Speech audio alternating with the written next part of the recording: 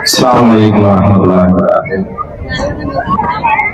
Alhamdulillah nahmaduhu wa nasta'inuhu man yahdihillahu fala mudilla lahu wa man yudlil fala hadiya lahu wa asyhadu an la ilaha illallah wa asyhadu anna Muhammadan abduhu wa rasuluhu ma ba'd.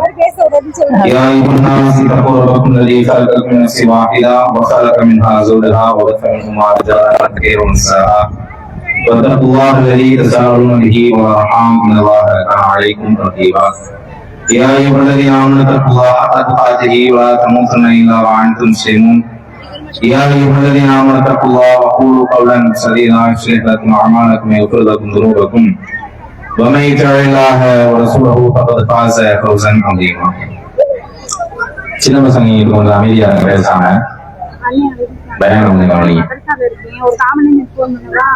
அன்பார்ந்த இஸ்லாமிய சகோதர சகோதரிகளே, தற்போது நாம் தமிழ்நாடு தௌஹீத் ஜமாத்தின் சார்பாக இம்மாதத்தில் நடைபெற்ற கோடைகால பயிற்சி வகுப்பினுடைய பரிசீலிப்பு மற்றும் பயான் நிகழ்ச்சியில் அமர்ந்திருக்கிறோம். இந்த பயிற்சி வகுப்பு நாம் நடத்தியதற்கான காரணம், கோடை காலத்தில் பிள்ளைகள் வெயிலில் சுத்தாமல் பள்ளியில் அமர்ந்திருக்க வேண்டும் என்பதற்காக வேண்டி அல்ல. அல்லது வீடுகள்ல அண்ணன் நம்பி சண்டை போட்டுக்கிட்டு இருப்பான், 2 பேரையும் பள்ளிக்கு அனுப்பிச்சு விட்டோம்னா பகல்ல கொஞ்ச நேரம் நாம் நிம்மதியா இருக்கலாம் என்கிற காரணத்திற்காக வேண்டி அல்ல. நாம இந்த நிகழ்வை நடத்தியதற்கான காரணம், வருடம் முழுவதும் நம்முடைய பிள்ளைகள் உலக கல்வியை தேடி என்ன செய்கிறார்கள், சென்று கொண்டிருக்கிறார்கள். காலையில் செல்லக்கூடியவர்கள் இன்றைய நிலையில விடியற்காலையிலேயே பள்ளிகளுக்கு சிறுபிள்ளைகள் சென்று விடுகிறார்கள். அந்தி மாலையில் தான் அவரை மீண்டும் வீடு திரும்புகிறார்கள். இதுல எக்ஸ்ட்ரா அவன் டியூஷன் போறதுல இருந்து நிறைய விஷயங்கள் இருக்குது. அப்ப அவனுடைய சேர்க்கைகள், பழக்க வழக்கங்கள், அவன் கற்றுக்கொள்ளக்கூடிய விஷயங்கள் வெளியில அவன் வேற மாதிரி இருப்பான். வீட்டுல கூட இருக்கும் பொழுது அவன் வேறு ஒருவனாக என்ன செய்கிறான், நடிக்கக்கூடியவனாக இருப்பான்.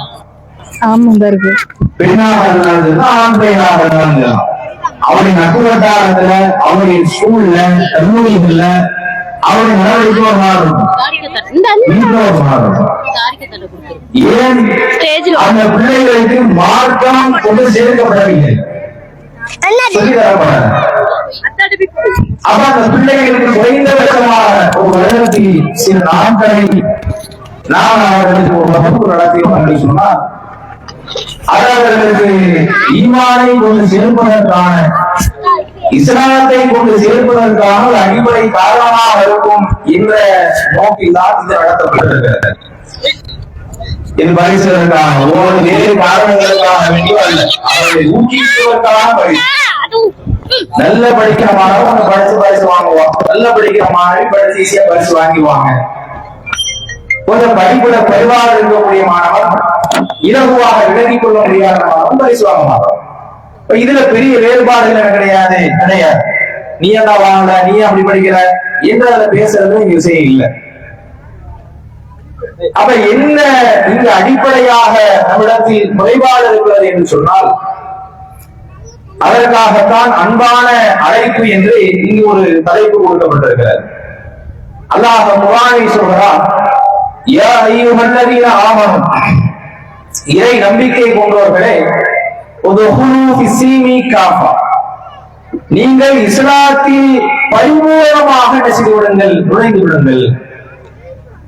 இந்த வாசகத்தை அல்லாஹ் உலக மக்களை பார்த்து சொல்லவில்லை, அல்லது இஸ்லாத்தை ஏற்காத இறைவனை மறுத்துக் கொண்டிருக்கக்கூடிய மக்களை பார்த்து அல்லாஹ் பயன்படுத்தவில்லை. யா அய்யுஹல்லதீன ஆமனூ, இறை நம்பிக்கை கொண்டவர்களே, அல்லாஹுதான் என் இறைவன் என்று சொன்னவர்களே, அல்லாஹ் அல்லாத வேறு இறைவனை வணங்க மாட்டோம் என்று சொன்னவர்களே, மறுமையை நம்பிக்கை கொண்ட மக்களே, இஸ்லாத்தில் நீங்கள் பரிபூர்ணமாக நுழைந்து விடுங்கள். ஒரு கால ஆத்திரையும் ஒரு கால சேத்தனையும் வச்சிடாதீங்க. நினைத்தால் வருவது நினைத்தால் செல்வது என்று ஒரு விருந்தாளி வீட்டிற்கு வந்து செல்வதை போன்று இஸ்லாத்தை தேவை என்றால் எடுத்துக் கொள்வது, தேவையில்லை என்றால் அதை உதாசீனப்படுத்தி விடுவது என்ற மக்களாக நீங்கள் இருந்து விடாதீர்கள்.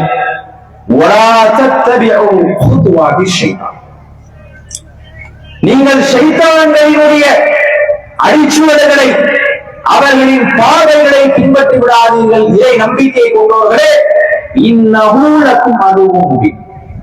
அவன்தான் உங்களுக்கு தெளிவான எதிரி, அவன்தான் உங்களுக்கு தெளிவான விரோதி. அப்ப இறை நம்பிக்கை கொண்ட மக்கள், நீங்க முதல்ல இஸ்லாத்துக்கு முழுமையா வாங்க, மற்றவங்களை கூப்பிட இருக்கட்டும். அப்ப முதல் அன்பான அழைப்பு என்பது யாருக்கு? அல்லாஹ்வை நம்பிக்கை கொண்டேன் என்று சொன்னவர் பள்ளியில் தொழுகை வரவில்லை, அவருக்கு அல்லாஹ் அன்பான அழைப்பை விடுகிறார். அல்லாஹ் நம்புறேன்னு சொல்றேன்ப்பா, தொழுகைக்கு வா. வீட்டில் தொழுகை நேரங்களில் சீரியல்களிலும் சினிமா பாடல்களிலும் அல்லது 4-5 பெண்கள் சேர்ந்து அமர்ந்து கொண்டு புரணி பேசுவதிலும், அங்கே வெட்டி பேச்சுக்களை வீண் பேச்சுக்களை ஈடுபதிலும் தவிர்த்து விட்டு நீங்கள் வீடுகளில் தொழுகை நிலைநாட்டுங்கள். அல்லாஹ்வை நம்பிக்கை கொண்டிருக்கிற பொருளாதாரம், வியாபாரம், இஸ்லாம் எதை கற்றுக் கொடுத்திருக்கிறதோ, எதை ஹலாலாக்கி இருக்கிறதோ அனுமதியை நீங்கள் செய்யுங்கள். இஸ்லாம் எதை தடுத்திருக்கிறதோ, ஹராமாக்கி இருக்கிறதோ, வட்டியை ஒரு காலத்திலும் அதை நோக்கி நான் நெருங்க மாட்டேன்.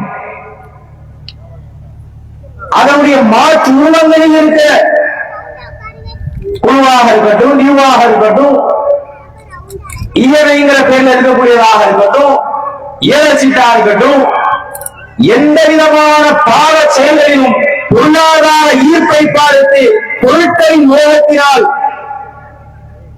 நான் வட்டி வாங்கிட மாட்டேன். திரை கூட்டாளிகளினுடைய மோகத்தால், ஈர்ப்பால் அவர்கள் நடிக்கிற படங்களை பார்ப்பதை, திரைப்படங்களிலே சென்று திரையரங்குகளிலே சென்று அதை பார்ப்பதற்காக முயற்சி எடுப்பதை, முண்டியடிப்பதை, அவர்கள் மீது அதிக அன்பு கொண்டதனுடைய வெளிப்பாடாக ஆண்களும் பெண்களும் அவர்களுக்கு ஒப்பனையாக ஆடைகளை அணிந்து கொள்வது, குர்ஆன் வசனத்தை அறியாத, ஏன் குர்ஆனை எப்படி ஓத வேண்டும் என்பதையே தெரியாமல் இருக்கக்கூடிய இஸ்லாமியர்கள் அவர்களை அறியாமலேயே பாடல் வரிகளை எந்த தப்பு தவறுமின்றி முழுமைத்துக் கொள்வது, இதெல்லாம் எதற்கான அடிப்படை? ஒரு இடத்தில் இஸ்லாம் இல்லை, ஈமான் இல்லை, அவர்களுக்கு அதை எதிர்பார்க்க வேண்டிய தேவை இல்லை. ஆனால் இஸ்லாமும் இருக்கிறது, ஈமானும் இருக்கிறது. ஆனால் அந்த ஈமான் முழுமையடையவில்லை என்றால், அந்த ஈமான் பரிபூர்ணமடையவில்லை என்றால், அது எவ்வளவு பெரிய இழிவாக, ஏமாற்றமாக நாளை வறுமையில் நமக்கு அமையும் என்பதை நம்மால் சொல்லி மாற முடியாது. ஒரு ஆளுக்கு அழகான வீடு இருக்குது, வீட்டுல போதுமான ரூம் இருக்குது, தேவையான வசதி ஏசி வச்சிருக்கிறாரு, எல்லாம் வச்சிருக்கிறார். ஆனா ரோட்ல ஒரு சாக்கடையோ வந்து படுத்தா அது எப்படி பார்ப்போம்? இவனுக்கெல்லாம் என்ன கேடு, கிருக்கனாவ கேட்கமா மாட்டாமா? அழகான வாழ்க்கை இருக்கிறது, அந்த வாழ்க்கையினுடைய வழிகாட்டுதல்களுக்கு மிக தெளிவாக இருக்கிறது. அதை கடைபிடித்தால், அதை பின்பற்றினால் சுவனம்தான் நமக்கு உறுதியானது என்பதை தெரிகிறது. தெரியாம பல மக்கள் சொல்லியிருக்கிறாங்க. எது ஆன்மீகம், எது முக்தி அடைவதற்கான வழி, எது சரியான வழி, யார் இறைவன் என்று தேடிக்கொண்டிருக்கிறார்கள். அல்லாஹ் நம்மை தேர்வு செய்திருக்கிறார். தேர்வு செய்யப்பட்ட நாம் நமக்கான இல்லத்தை விட்டு சாக்கடையோரமும் கண்ட கரிசனையில் நிறைந்திருக்கிற இடத்திலும் நம்முடைய வாழ்க்கையை நாம் வாழ்ந்து கொண்டிருந்தால் அது எப்படி தீர்வாக அமையும்? பிள்ளைகளுக்கு மார்க்கம் செல்லவில்லை, அதனால் நடத்துகிறோம் என்று சொல்கிறோமே, அந்த பிள்ளைகளுக்கு மார்க்கம் வீட்டில் சென்று சேர்ந்திருந்தால் தாயிடத்திலே இருந்து அந்த பிள்ளைகளுக்கு சென்றிருந்தால், தகப்பனிடத்திலே இருந்து சென்றிருந்தால் இது ஒரு அடிஷனல் ஆயிரும். இப்ப இது அத்தியாவசியமா இருக்கு. ஏன் அவர்களிடமிருந்து செல்வதில்லையே? அவர்களை கடைபிடிப்பதில்லை. எத்தனை பெற்றோர்கள் மார்க்கத்தை கடைபிடிக்கக்கூடியதை நாம் உறுதியாக இருக்கிறோம். நம்முடைய வணக்கங்கள், நம்முடைய வாழ்க்கை, நம்முடைய இபாதத், நம்முடைய செயல்பாடுகள் எது சரி, எது ஹராம், எது ஹராம், அதெல்லாம் ஓரமா இருக்கு. பெண்களா இருந்தா பிரதானிகள், ஆண்களா இருந்தா அதற்கேற்ற சில ஆடை முறைகள், அவ்வளவுதான். பெயர்ல இஸ்லாம். பெருநாள் தொழுகைகளில் பங்கு கொள்வது, ஆண்களாக இருந்தால் ஜும்மாவுடைய தொழுகை. வேறு வெளிப்படையான தோற்றங்களில் ஏதேனும் இஸ்லாத்தை வெளிப்படுத்துவதாக இருந்தால் வெளிப்படுத்துவது. உள்ளங்கத்தில், அந்தரங்கத்தில் நம்முடைய வாழ்க்கை எப்படி இருக்கிறது என்பதை சிந்திக்க வேண்டிய ஒரு தேவையும் கட்டாய தருணமும் நமக்கு இருக்கிறது. அல்லாஹ் குர்ஆனில் சொல்கிறான்,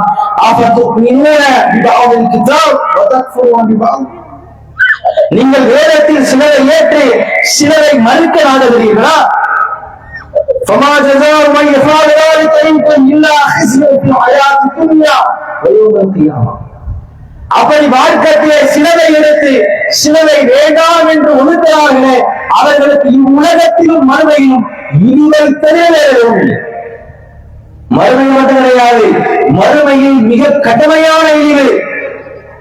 உலகத்திலே இழிவுதான். மார்க்கம் என்றால் நமக்கு பிடித்தது பிடிக்காதது, நமக்கு விரும்பியது விரும்பாதது, நட்டம் லாபம் எல்லாவற்றிலும் இஸ்லாம் எதை சொல்கிறது, எது மார்க்கம் என்பதை தேடக்கூடிய ஆர்வமே இன்றைக்கு அடிப்படையில். உலகம் உலகம் உலகம் என்று உலகத்தையே சார்ந்திருக்கும். அவர் என்ன சொல்வார், இவர் என்ன சொல்றாங்க, சொந்த பந்தத்தில் என்ன சொல்றாங்க? அல்லாஹ் என்னப்பா சொல்றான், அல்லாஹ்வுடைய தூதர் என்ன சொல்றாங்க? இவர்கள் வரப்போகிறார்களா? இவர்களுடைய உறவு நமக்கு பயனளிக்க போகிறதா? மறுமையில் நமக்காக நிற்க போகிறார்களா? உலகத்திலே இருக்க மாட்டாங்களே. கூடி இருக்கிற 4 பேர்ல ஒரு ஆள் போயிட்டா 3 பேர் சேர்ந்து அந்த ஆளை பத்தி போய் பேசுற, 2 பேரை போயிட்டா மீதி இருக்கிற அந்த ஆளை பத்தி போய் பேசுற. உலக நடைமுறை. அப்ப இந்த அற்பமான உறவுகளுக்காக மார்க்கத்தை நாம் இன்றைக்கு சர்வ சாதாரணமாக உதாசீனப்படுத்துகிறோம். ஆடம்பரமான திருமணங்கள், ஆடம்பரமான விஷயங்கள், மார்க்கம் தடுத்திருக்கிற நிகழ்வுகள். திருமணம் என்ற பேர்ல இன்றைக்கு இஸ்லாமிய திருமணம் என்பது இஸ்லாமிய திருமணமாக இருக்கிறதா, மாற்று மதத்தவர்களுக்கு ஒரு பதிவாயிரம் விஷயங்கள் அப்படிலாம் இருக்கும். முஸ்லீம் இடையில இந்தந்த நிகழ்வுகள் எல்லாம் நடக்கும். ஏன் ஒரு இளவு வீட்டுல விருந்து போட்டு 3வது நாள்லயே புத்தாடை அணிந்து மூக்கு மூட்டை சாப்பிடக்கூடிய ஒரு கேவலர் எந்த இடத்துல இருக்கும்? அத்தா இருந்திருப்பாங்க, அம்மா இருந்திருப்பாங்க, சொந்த பந்தங்கள் இருந்திருப்பாங்க. அல்லாஹ்வுடைய தூதர் சொன்னார்கள், உங்களுடைய அழகானையில் உள்ள வீட்டார்கள் மரணித்து விட்டார்கள், ஒரு வீட்டில் ஒரு துக்கம் ஏற்பட்டால் நீங்க 3 நாட்கள் உணவு சமைத்துக் கொடுங்க. ஏன்? அவர்கள் துக்கத்தில் இருப்பாங்க, சாப்பிட மாட்டாங்க, சமைக்க மாட்டாங்க, நீங்க செஞ்சு கொடுங்கன்றா. இன்றைக்கு என்ன? அது ஒரு அதை பார்த்து மாற்று மதத்தவர்களும் பார்த்துட்டாங்க, நாண்டுவோம். இன்னும் அக்கா இறந்து போயிருக்கிறாங்க, அம்மா இறந்து போயிருக்கிறாங்க, இப்படி 3வது நாளே இப்படி சோறு போட்டு திங்கிறாங்க. யார் வழிகாட்டி தந்தது? அப்ப என்னென்ன விஷயங்கள் பிற சமூகத்தினுடைய செயல்பாடுகளை அப்படியே இந்த மார்க்கத்தினுடைய விஷயங்களை கடைபிடிப்பதை காட்டிலும் புரிய ஆகும். மன் தஷப்பஹ பிகௌமின், அல்லாஹ்வின் தூதர் சொன்னார்கள், யார் ஒரு சமூகத்திற்கு ஒப்பாக நடக்கிறாரோ, பிற சமூகங்களுடைய செயல்பாடுகளும் அவர்களுடைய நடவடிக்கைகளும் யாருடைய உள்ளத்தில் ஆனந்தத்தை ஏற்படுத்துகிறதோ, விருப்பத்தை ஏற்படுத்துகிறதோ, அப்படி மருந்துக்கலாம, நம்ம ஜாலியா இருக்கலாமே தோணுச்சுனீங்க, அவங்களுக்கு ஒப்பான நடந்தீங்க. அல்லாஹ்வுடைய தூதர் சொல்கிறார்கள், அவரும் அவரை சார்ந்தவர். அவருக்கு இஸ்லாம் என்ன சொல்றது? அவருக்கு அல்லாஹ் என்ன சொல்றது? அவருக்கும் ரசூலுக்கும் என்ன சொல்றது? அவர் என்னை சார்ந்தவர் இல்லை என்று நபிகள் நாயகம் ஸல்லல்லாஹு அலைஹி வஸல்லம் அவர்கள் கட்டளையான வார்த்தையை பயன்படுத்துகிறார்களே. இன்றைக்கு இஸ்லாமியர்களுடைய ஆசையும் ஆர்வமும் என்ன? உங்க பிள்ளைகிட்ட விசாரிச்சு பாருங்க. உங்க பிள்ளைகளுக்கு பேர் வச்சிருக்கிறாங்க, நல்ல பேர்ல சஹாபாக்கள் பேர்ல சொல்லி கொடுத்திருக்கிறீங்களா? தூதருடைய பேரை வச்சிருக்கலாம். பாதி பேரை வச்சுக்கிட்டா இங்க முகமது தான் இருக்கும். வீட்டு பாதி இடத்துல ஃபாத்திமா, ஆயிஷா, கதீஜா. எதை நாம் சொல்லிக் கொடுத்திருக்கிறோம்? எதன் அடிப்படையில் நம்முடைய வாழ்க்கையை வாழ்ந்து காட்டியிருக்கிறோம்? இப்ராஹிம் அலைஹிஸ்ஸலாம் அவர்கள் எவ்வளவு அற்புதமான பிரார்த்தனையை கேட்டாங்க. கேட்டதோட முடிஞ்சுச்சா? அழகான ஒரு குடும்பத்தை கட்டமைக்கிறார்கள். ஹாஜர் அலைஹிஸ்ஸலாம் அவர்களாக இருக்கட்டும், சாரா அலைஹிஸ்ஸலாம் அவர்களாக இருக்கட்டும், இப்ராஹிம் அலைஹிஸ்ஸலாம் மகனார் இஸ்மாயில் அலைஹிஸ்ஸலாம் அவர்களாக இருக்கட்டும், இஸ்ஹாக் அலைஹிஸ்ஸலாம் அவர்களாக இருக்கட்டும், அவர்களுக்கு அவர்கள் வழங்கிய அறிவை என்ன? எனது அருமை மகனே, எனக்கு பிறகு நீங்கள் யாரை வழங்குவீர்கள்? எங்களுடைய தகப்பனாரே, உங்களுடைய இறைவனைத்தான் நாங்கள் வழங்குவோம். இறைவா, என்னுடைய உம்மத்தை, என்னுடைய பிள்ளைகளை முத்தகீன இமாமா, இறையச்சவர்களுக்கு முன்னோடியாக்கி அல்லாஹ் ஆக்கினார். அவர்களை வேண்டினார்கள். நம்ம அதை கேட்டிருக்கிறோமா? நம்ம பிள்ளை எப்படி படிக்க வைக்கணும், என்ன செய்யணும், இது பண்ணணும், அதை யோசிச்ச நாம நம்ம பிள்ளை இறையச்சவாதிகளுக்கு நாம் முன்னோடியா இருக்கணும், ஈமான்ல முன்னோடியா இருக்கணும். யோசிச்சிருக்கிறோமா? ஏன் இப்ராஹிம் அலைஹிஸ்ஸலாம் அவர்கள் இறையச்சத்தின் முன்னோடியாக இருந்தார்கள். அதன் சுமையை உணர்ந்தார்கள். என்ன சுமை? நெருப்பில் தூக்கி எறியப்பட்டார்கள். தன் சொந்த தகப்பனாரால் விரட்டி அடிக்கப்பட்டார்கள். ஆனால் அல்லாஹ்வை நம்பிக்கை கொண்டு அவனுக்கு கீழ்ப்படிந்த காரணத்தால் அல்லாஹ்வால் உற்ற நண்பராக தேர்வு செய்யப்பட்டார்கள். நம்மகிட்ட இறையச்சம் இல்லை, ஈமான் இல்லை, நம்மகிட்ட உண்மையா இஸ்லாம் இல்லை. நாம எப்படி நம்ம பிள்ளைகள் இஸ்லாம் போகிறோம்? நீங்க கோடி கோடியாக செல்வங்களை சேகரித்து உங்களுடைய பிள்ளைகளுக்கு வைத்து செல்வதை விட அவர்களை மருத்துவர்களாக, இன்ஜினியர்களாக, மிகப்பெரிய ஆளுமைகளாக உருவாக்கி இந்த உலகத்திலே செல்வ வளத்தை சம்பாதிக்க வைப்பதை போன்ற நிலைவர்களை விட்டு செல்வதை விட அவர்கள் கஷ்டப்பட்டாலும், சிரமங்களை பட்டாலும், பொருளாதாரத்தால் கீழ்நிலையில் இருந்தாலும், கல்வியால் தாழ்ந்த நிலையில் இருந்தாலும் அவர்களுக்கு ஈமான், இஸ்லாம், இறையச்சம் என்ற அடிப்படையை விட்டு சென்றால் அவர்களும் நரக நெருப்பிலே இருந்து தப்பிப்பார்கள். உங்களையும் நரக நெருப்பிலே இருந்து தடுக்கக்கூடிய திரையாக இருப்பார்கள். இல்ல நாளைக்கு முதல்ல உங்களதான் கையை காட்டுவா. இறைவா, இந்த இருக்காரு எங்க அத்தா, இந்த இருக்காங்க எங்க அம்மா, அவங்களுக்கு தானே நான் புள்ள, எனக்கு வழிகாட்டுனது இதான் என்று வழிகெடுத்ததினுடைய முதல் காரணியாக நம்மை கைகாட்டி விட்டு சென்று வருவார்கள். நாமும் நம்முடைய பிள்ளைகளும் நரகத்திற்கு சென்று நம்மள உணாரே போல சொல்லிட்டு உன்னார சுவனத்தை அடைவதற்குண்டான முயற்சிகளை நாம் எடுக்க வேண்டும். அதற்குதான் இந்த அன்பான அழைப்பு. இறை நம்பிக்கை கொண்டிருக்கிற நாம் இஸ்லாத்தின் முழுமையாக அதன் துவக்கத்தில் இருந்து இறுதி வரை அல்லாஹ்வின் தூதர் சொன்னார்கள், ஈமான் என்பது பல கிளைகள், 20க்கும் மேற்பட்ட கிளைகள். அதில் உயர்ந்தது அல்லாஹ்வை நம்பிக்கை கொண்டிருக்கிற லா இலாஹ இல்லல்லாஹ் முஹம்மது ரசூலுல்லாஹ் என்ற அடிப்படை கலிமா. அதில் கீழே இருக்கிறது ரோட்ல கிடக்கிற ஒரு கல்ல முள்ள ஓரமா ஒதுக்கி போறது. இது அனைத்தும் ஈமான் தான். அதை முழுமையாக ஏற்றுக்கொண்டு நடப்பவர்களாக அல்லாஹ் அவர்களை ஆக்கியவர்கள் கூறி இதுவரை இஸ்லாம்